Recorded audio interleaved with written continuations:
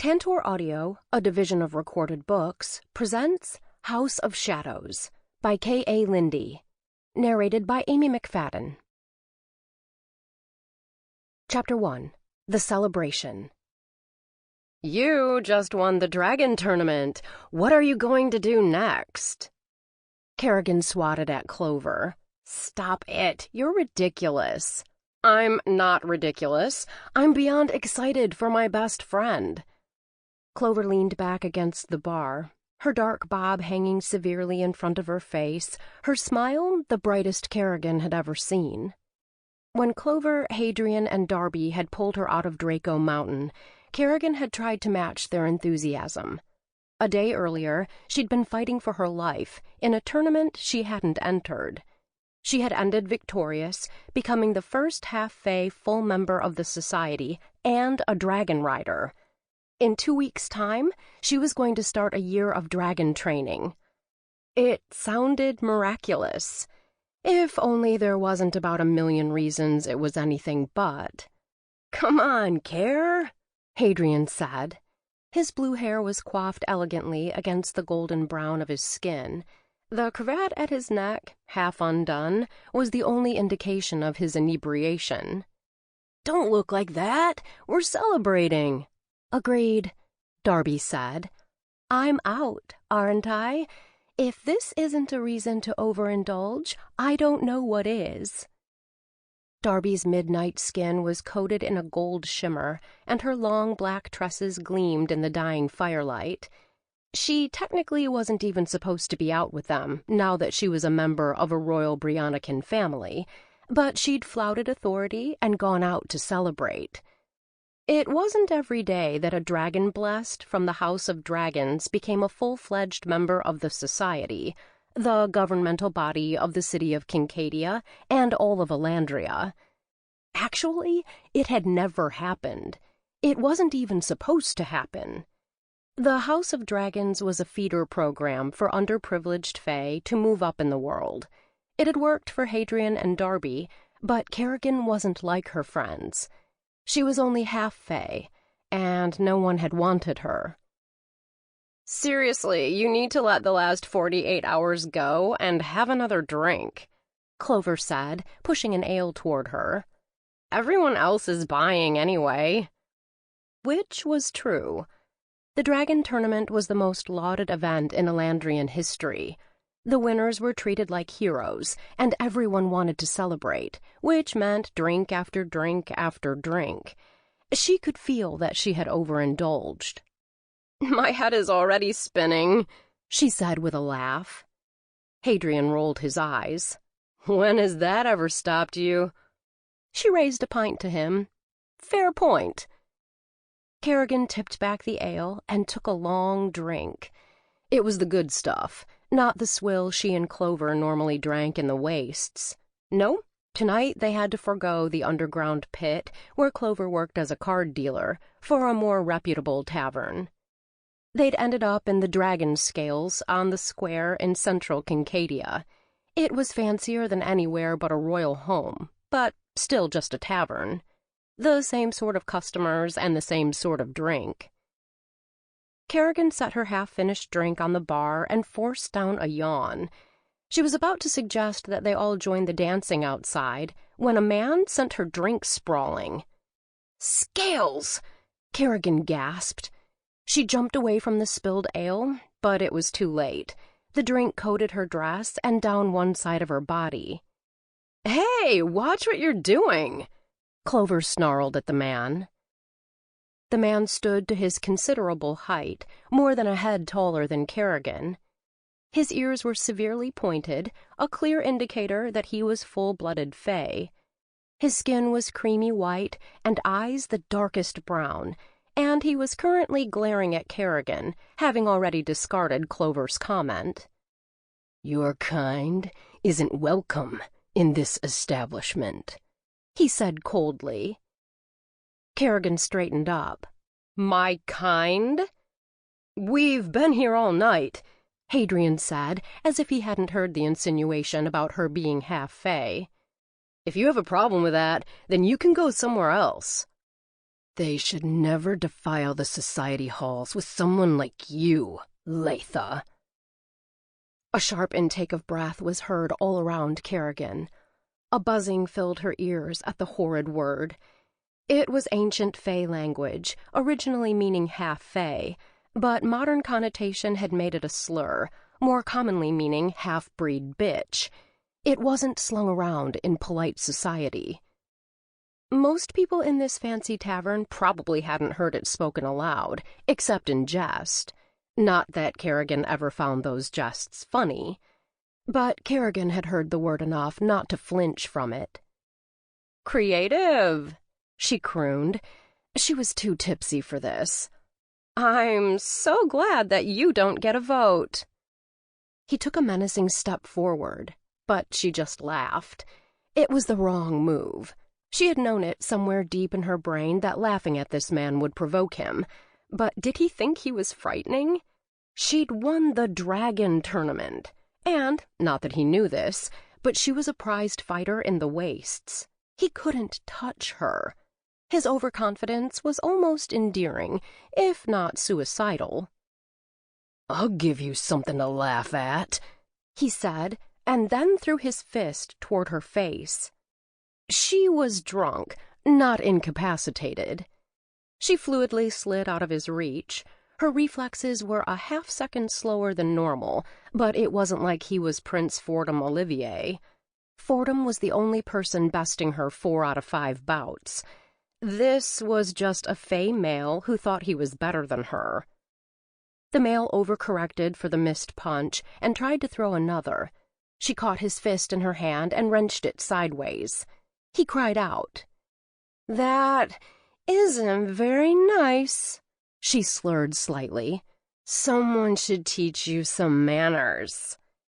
She jerked the man forward, bringing her knee up to his face with a satisfying crunch. Then she threw him to the ground at her feet. She could have finished it then, with the adrenaline coursing through her, but Darby put a hand on her shoulder. "Kerrigan, everyone's watching," she whispered. She came back to herself then, stepping away from the man. Her hands were shaking from the fight. It had happened in a matter of seconds, and she hadn't even needed to use her magic. But this wasn't the kind of place that erupted into brawls. The room had quieted, and all eyes were on her. They hadn't seen this brute attack her, but they'd sure seen her finish it. Were they seeing a society member enacting justice, or a half-Fae getting revenge, knowing that no one could stop her now? She shook her head and backed away from the man on the ground. He'd earned his beating, but she couldn't be the pit fighter anymore. She had to uphold the society laws. Gods, she'd messed up. And the fire in the man's eyes said that he hated her all the more, just like these entitled Fae males always did. "Let's get out of here," Clover said. Her hand landed on Kerrigan's pale, freckled arm, still sticky with ale. "Maybe I should—" Hadrian shook his head. "Leaving is the right call." Kerrigan shot an apologetic look to the bartender, a middle-aged woman. She smiled back kindly as Kerrigan slid a dozen marks on the bar. "For the trouble." She waved Kerrigan off. "I saw what happened. Wouldn't be the first time he needed a good beating." Kerrigan laughed tightly at the words, and then let her friends pull her out of the crowded bar. The noise had returned to the establishment, and the brute had picked himself off of the ground, but Kerrigan still felt uneasy. "I didn't handle that right," she said, with a hand to her temple. "You handled him just fine," Clover said. "You should have let it go," Darby whispered. Clover glared at her. All of the usual flirtatious looks between them had evaporated in the last week. Kerrigan didn't know what it meant, but she didn't like it. Darby held up her hands. "What he did and said was terrible, but she's a society member now. That means something. She can't get involved in bar fights." Clover opened her mouth to argue, but Kerrigan stopped her. "She's right. I'm going to be held to a higher standard. So you just have to deal with people like him insulting you?" Clover asked. Kerrigan shrugged. I don't know. This has never happened before. There's never been a half-Fae society member, let alone one who earned her spot below the age requirement, who hadn't officially entered, who didn't have a tribe, and who was part of the House of Dragons. It is unprecedented, Hadrian agreed as they set off around the busy square. A bonfire blazed at the center, and groups danced merrily late into the evening. But he was wrong for saying something. Whatever you say, sweetheart, Clover said, purposely antagonizing Hadrian, as she always did. So, what should we do with the rest of our night? Kerrigan asked, before Hadrian could retaliate. Wastes! Clover cried. Darby yawned and put a hand to her mouth to cover it. I think I'm done for the evening. Maybe we should all say good night. Don't you have to leave in the morning, Kerrigan? Kerrigan frowned at the words. She did have to leave in the morning, but she didn't want to think about it. It was half the reason that she'd allowed her friends to cajole her out into celebrating. Tomorrow, she would be leaving for the House of Shadows with Fordham, and he wasn't out here tonight with her because things were complicated, to say the least. I'm not ready to go back, Kerrigan said. But, Darby began. Hadrian put his hand on her arm to silence her. Whatever you want to do, Care. Let's go to the Wastes. No one cares that you're a half-Fae there, Clover said. It was a lie. Someone always cared. But it was the closest thing she had to sanctuary. All right, Kerrigan said. Sure. I'm going to escort Darby back, Hadrian said. Such an official way of bowing out of the Wastes. He hated it there. Scared, sweetheart? Clover taunted. Hadrian leveled her with a gaze. Some of us have standards. Leave it, Kerrigan said, in no mood to fight. We're still celebrating. She hugged Darby and Hadrian, telling them to get home safe, and then headed out of the square with Clover. Must you antagonize him? She asked as they threaded out of Central and to the dregs, the primarily human slums in the north and western part of the valley that housed the city of Kincadia. I must, Clover said with a laugh. As soon as they crossed the border into the dregs, Clover pulled a cigarette out and lit up. Clover's cigarettes were laced with lock, the most addictive drug on the market, and the only thing that kept back the debilitating pain from which she suffered. Clover's hands immediately stopped shaking. She'd gone too long without, but she couldn't exactly smoke lock in the square. They were silent as the streets grew narrower and filthier and darker. More and more people were crammed in less space. Taverns were on every corner, blaring with music and laughter. Everyone worked harder and played harder here. Human lifespans were so much shorter than the Fae that it was inevitable. Kerrigan walked into the opening arms of the Wastes.